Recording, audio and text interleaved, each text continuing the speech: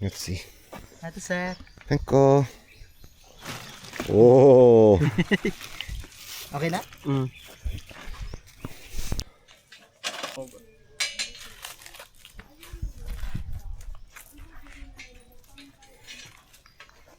Nabali pag yun, pag yun mabitay.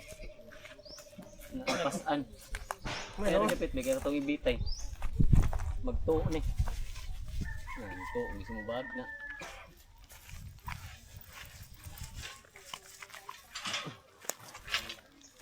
Thank you.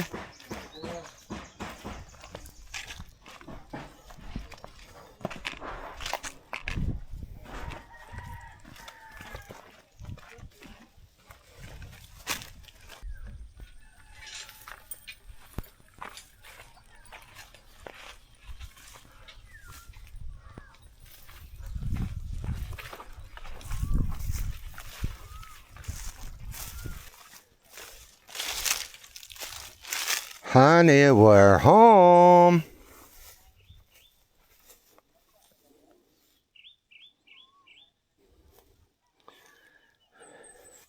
Home away from home.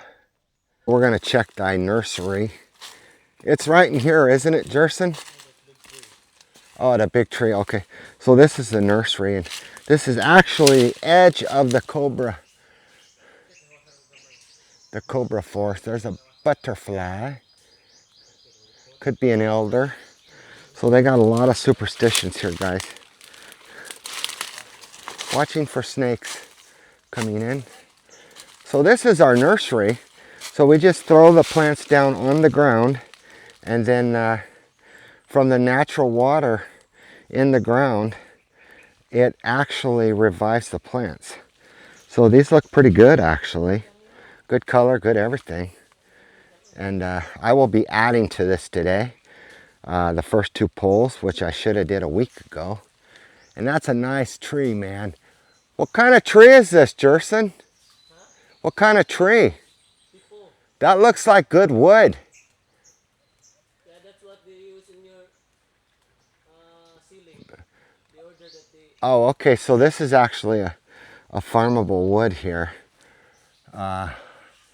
We may end up farming that wood for our kubo. We'll see. How old do you think this is? How old? That tree? Yeah. That's probably 10 to 15 years old. 15? Yeah. 1-5? He says it's only 15 years old. Well, he's an arbor, so he knows. It's a tall tree, man. It's a cool tree. I'd hate to cut it down, honestly. Yeah, so what they do is they just make their own fire and cook their own meal, man.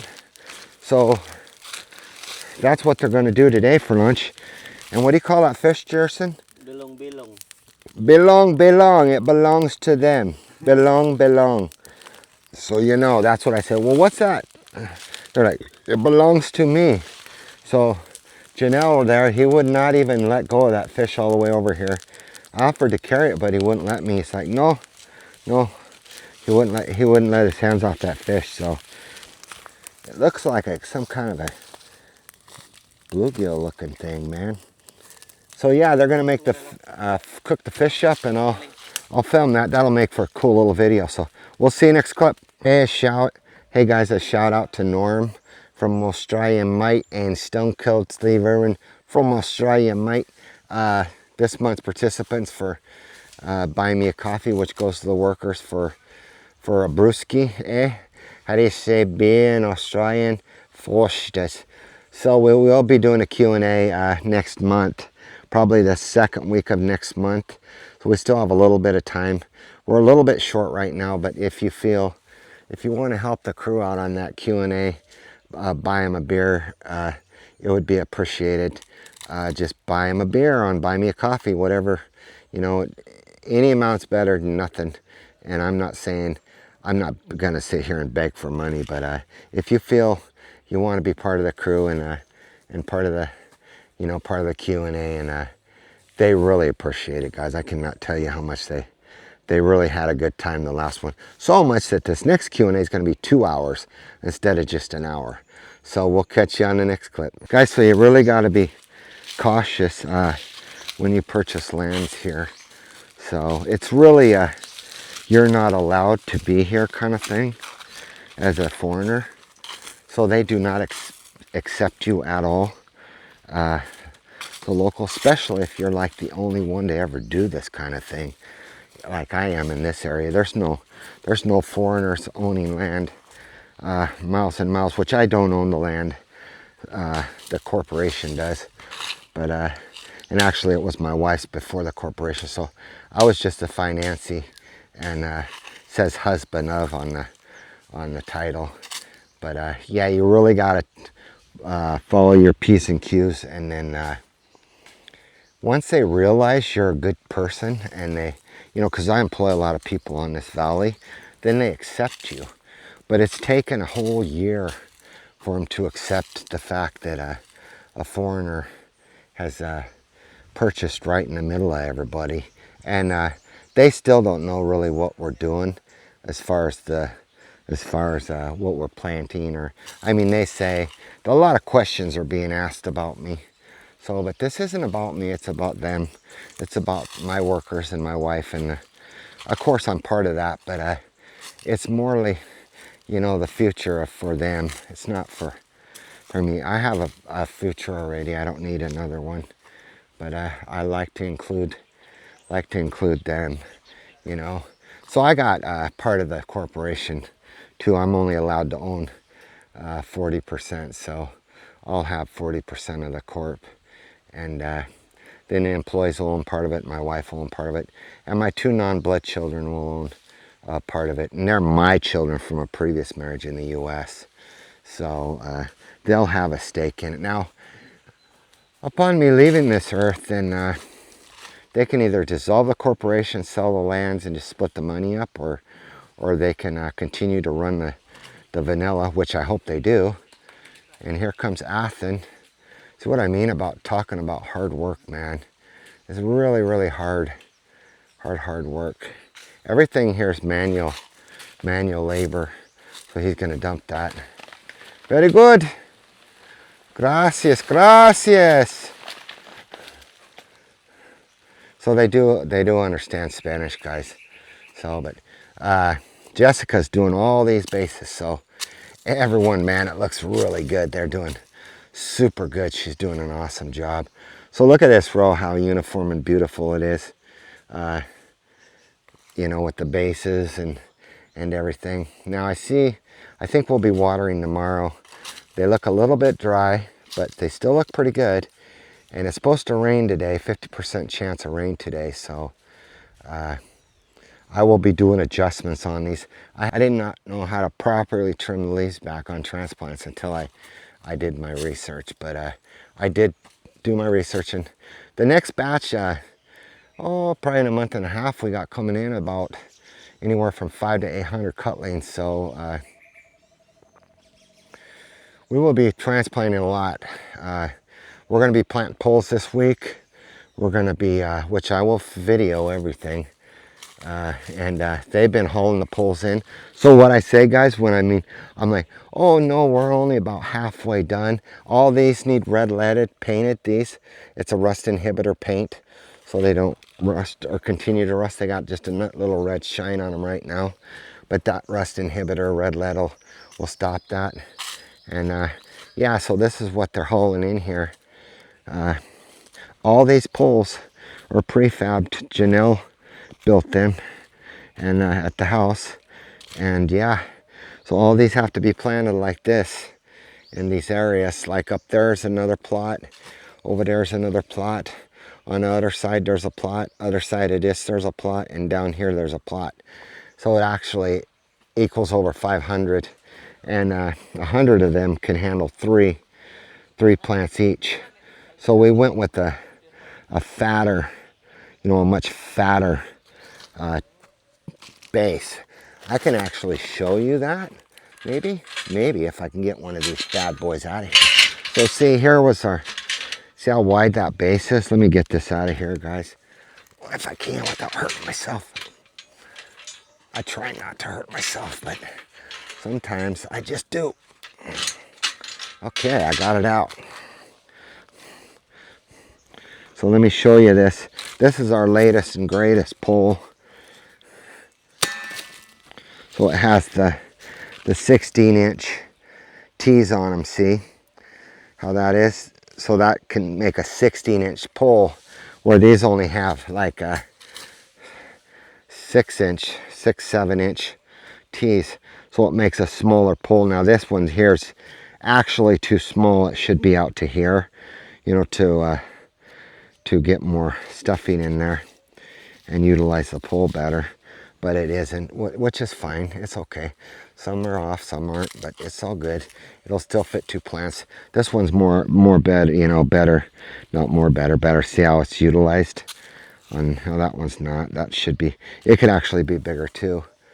But yeah, so we'll be planting all them poles above there on that plots above there. They all go in the jungle, and the famous king cobra forest over there.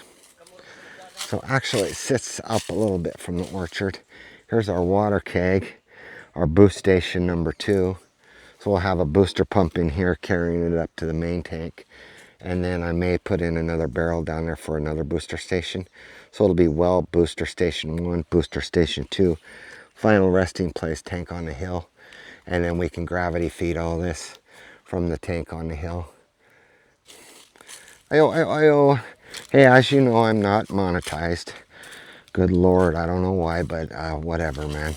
But I do have that buy me coffee link for my workers, for if you guys would like to participate in the Q&A and buy them a beer. It would be much appreciated for the workers. And I would like to shout out to Stone Cold Steve Irwin, Norm, and Darren. You're my this month's buy me a coffees. What's up, people? I'm back. Just wanted to show you these bases. See, this one started, but yeah, I wanted to go through here and show you the base. So it's supposed to have adequate drainage. That's why I use the coconut husks. So it drains adequately because they are prone to root rot. So I really wanted to go through here and show you the basis of these and why they are what they are. Because if you put too much mulch in there, it's going to rot. It's going to root rot. So be really careful about over mulching your bases of your vanilla poles. So, and I know this is not a cacao tree, or this is kind of my own thing, but the whole grid system, and it kind of holds itself up. So it's all tied in. But it's designed so the wind can blow through here, guys, because we get high typhoon winds. So the wind can blow through here. In 2 years, you won't even be able to see these poles. They'll be, well, we got to extend these all up with coconut. You know, this here goes all the way to the top, and then coconut, and then the vine goes ahead and climbs up. Then you go back down, then you go up, then you can go back down again, and then up, and then you're done with that, and you can leave it on the trestle and let it go wherever it wants to go. But that's what you do. You just keep looping up and down these poles. But they will have the finished 6-foot pole. That's what they recommend, guys, 6 foot. And I think because you can reach it easy to pollinate it, you know, if you want to pollinate. But yeah, I'm really starting to really look like something now, guys. Really happy with it. The first 2 rows I took off there just because of the sunlight was just overheating them. And so I put them in a nursery, and we'll plant them when the rainy season comes in about a month, 30 days. I'll let them rest in the nursery and let them rest and revive themselves, because some of them look pretty dehydrated. And I showed you guys how the signs of dehydration is the little line. So this one's showing signs of dehydration. So, and we should have our water system in here in a couple weeks. Actually, we should have our adequate water in here by the end of this week, I'm thinking. And I also showed you guys how to pin on the prior video. I really want to do another pinning when my workers come up and they're done hauling poles. Right now they're hauling a remainder of the 500 poles in here, so we can go ahead and finish the orchard with the 500 poles that we prefabbed. So, and I did show you a little clip of the poles, guys. Now I'm going to show you, I'll show you the poles. So we're not even halfway done planting, guys, so you know, planting poles. We're almost halfway done with this orchard, just with the planting of the poles, but these are all the poles that need planted. And there's another probably 60 over there. So they only can haul like 5 at a time, and they got to come from way over there in that tree line. So yeah, and I know it's dirty and messy, and I'm a Westerner. I'll be out here picking this trash up because I'm all about keeping it clean and not plastic. So there's Jessica. She's doing the poles. She's doing a superb job on the bases of the poles. They look superb. They really look good. Of course, her and Athen will probably be living over here. So this is pretty much going to be her home. This is a little plot I had Athen, because it's too sunny for vanilla. Yeah, actually, these poles might just be too sunny too. I might have to put, I think I'll be okay if I put you know, like a plant here and a plant here, you know, on the unsun side, especially once we get a water system up here to keep this pole moist, because these act like sponges, so they just absorb the water.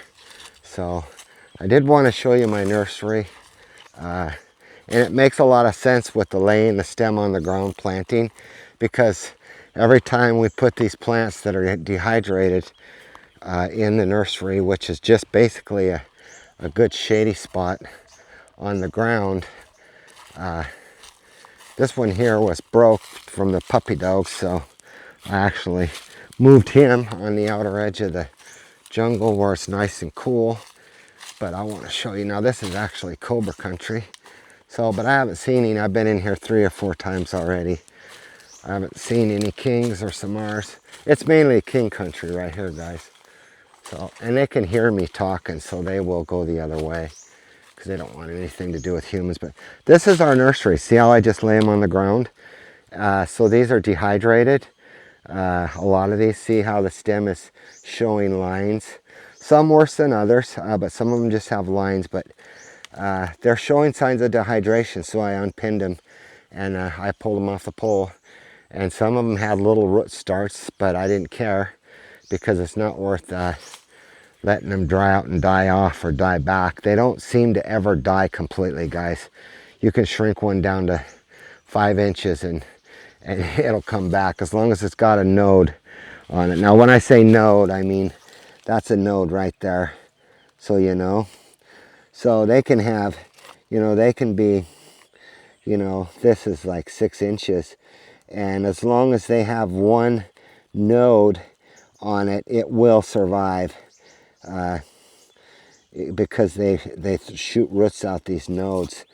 So, and I showed you that on a prior video, how to pin your plants to poles and on the base, and I'm going to show you again today. Once they get done, I'm going to pin, I'll probably pin another one of the best ones, you know, in our nursery, out of this nursery. Now we have some in here that have been in here 28 days, so they're ready to pin. The dehydration lines are gone. So yeah, let me go ahead and get out of this jungle, out of the king forest. I call this the king forest here. So the place is really big though. This is like 3.6 or 3.8 hectares, and it goes all the way to the top of that mountain up there. And I mean, it starts way over there, but on the edge of that rice field. But there's a hectare of rice, and then there's like 2.8 hectares from right here all the way to the top of that mountain. So all this, even the king forest, we can develop the king forest here. Now that's the Zaldi, where Zaldi had his house, but before he was taken from us selfishly. But yeah, this is king forest here, this area. Up into there, there's some bamboo. And we know of 3 right now. And if we don't get that cleared out, we're going to have 80 little ones running around. And we don't need 80 little king cobras running around and you know, being pests in this side of the orchard. We just don't need it. And what I'm going to do, guys, is I'm going to mix up a concoction of garlic and other herbs and stuff and put it in a sprayer. And I'll just go right through there and spray, you know, and spray up. And then I'll wait like a week and then I'll spray a little bit further, maybe 2 meters in or 3 meters in. And then I'll just keep spraying. And they hate garlic, man. So they will exit out the other side and head that way, you know, away from, and I can spray up there too to run them, you know, around the king plot. Well, I call that up there, that upper plot, the king plot. So yeah, and we got the engine off the Landmaster because it'll grow legs and walk off. So pathetic. But we got CCTV now. So throughout this area we have CCTV for the thieves. So, and they know it now, so they've really slacked off of things disappearing. I mean, we haven't had anything disappear because everybody knows now we got CCTV on this plot and the upper plot. So they don't seem to want to play anymore since we can see what they're doing. And yeah, so that's it. And then tomorrow I'm going to bring the pump. I will be coming tomorrow again. And this video is going out on Monday or Tuesday. Yeah, Monday night or Tuesday morning. I'll put this video out for you guys. But yeah, the development of the lower Zaldi plot. So this is the Bellis Vanilla Corp. And it's called the Zaldi plot. So Zaldi is our tenant that was unfortunately taken from us right over there. And so we named this after him. And I am going to do a memorial there where his house used to be, with a bench and a photo of him and his dog on a nice stone memorial. So yeah, it doesn't really end here either, guys. I mean, we got all this farmland. There's so much. You can do so much with so little over here, guys. So if you want to know how much adequate vanilla you can grow on a hectare, or say 1,000 square meters, just ask your phone, man, or ask ChatGPT, and it'll tell you.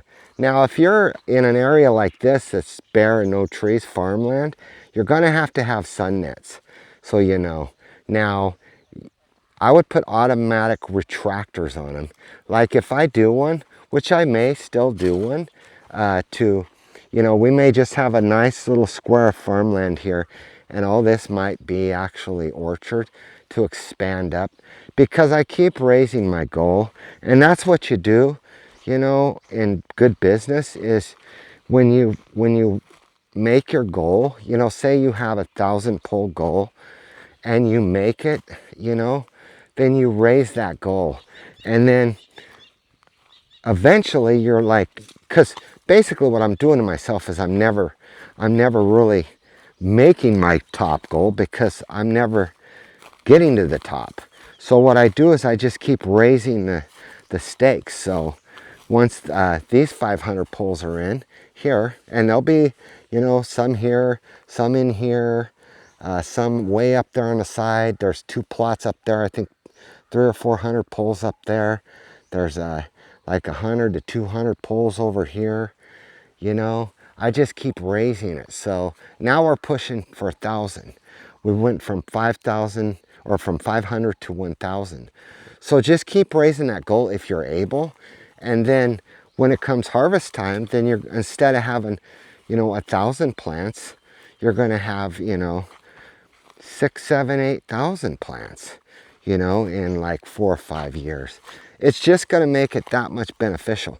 Now, I'm not saying go, you know, go dump it all in at one time or whatever, but start out with a small goal of maybe 100 poles for you farmers, you know, like Plen TV and Norm, and you guys just start out with 100 poles, you know, and that's 2 plants, you know. Just figure it's going to cost you 25 USD per pole, you know, with metal and stuffing and everything, and it's going to it's going to make you in 3 to 5 years between $250 on a low all the way up to $500 on a high. Now I've heard of gourmet vanilla going for even 400 a kilo. And there's tricks to that, making that gourmet vanilla when you grow it to get them big fat beans. There's tricks to that. But what I'm doing, guys, is I'm walking to the edge of the property and I'm showing you this one end of the property because we have another little piece of rice here. Now this is where Zaldi lived. They tore his house down and took his house away. So they salvage everything here. But yeah, this is a little area, growing area for rice going up the side of the mountain. So yeah, I shouldn't say the corporation's, is that ditch right there is right there, and it goes to these trees here, and then it goes straight up to the top of the mountain up there. And it's quite a little jot up that mountain. So there's, you figure from this here edge, there's like 2.8 hectares like in this area here. So it goes all the way to the very top of the mountain, which they call the mountain, I call the hill. But yeah, so it's nothing but thick foresty jungle. So it's just perfect for growing vanilla once it's thinned, you know. But like I said, you guys don't order your cutlings till it cools down in the Philippines. And I'd like to say, hey guys, I am really happy with. One thing about the Philippines is nobody's ever on time. So we waited and waited for a government official for the fertilizer survey, because they give fertilizer to the local farmers for their crops. And we waited and waited, and he never showed up. So we waited an hour and a half at the local barangay, and then my wife said, you guys go. And so we went ahead and came over to the farm, and she's still waiting for the guy. He may show up, he may not show up, I don't know. But you better have a lot of patience if you're going to come here, because you're going to need it. I mean, everything from LT, you know, from your driver's license to doctors. You're going to sit, you know, sometimes 6 hours for a doctor's appointment. Everything really takes time here. I always say it's like living in the 40s, man. I mean, even there's no digital system. Everything's paper, you know, and you have to make 5 copies of everything. But it is what it is, and you can't really, I mean, we do have expats that complain about it, but it's why are you going to complain about it? They ain't going to change. You know, it makes no sense to complain about it. So I'll talk to you guys later. Farmland. That looks pretty good, actually. So, don't you know, this is how we do it in the bush. We're in the bush, Said you catch them fish in the puddle of the river?